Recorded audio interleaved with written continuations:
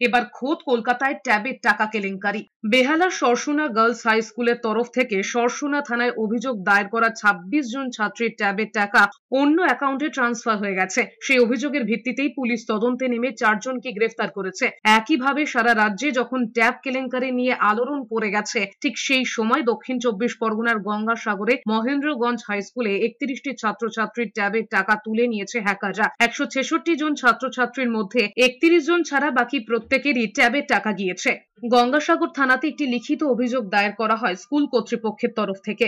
সাগর থানার অভিযোগ দায়েরের পর লিখিত অভিযোগ দায়ের করা হয়েছে দক্ষিণ ২৪ পরগনা জেলা শিক্ষা পরিদর্শকের কাছে। এদিকে ট্যাব কেনার জন্য রাজ্য সরকারের দেওয়া পড়ুয়াদের টাকা হাতানোর অভিযোগে মালদার বৈষ্ণবনগর থেকে আরো ৪ জনকে গ্রেফতার করেছে পুলিশ। পুলিশ সূত্রে খবর, ট্যাবের টাকা হাতানোর অভিযোগে নতুন যে ৪ জনকে গ্রেফতার করা হয়েছে তারা সকলেই বৈষ্ণবনগরের বাসিন্দা। ধৃতরা হলেন রকি শেখ, পিন্টু শেখ, শ্রবণ সরকার এবং জামাল শেখ। পুলিশ জানিয়েছে ধৃত সকলেরই সাইবার ক্যাফে আছে। সেই সাইবার ক্যাফেতে বসেই প্রতারণা চক্র চালাতো তারা।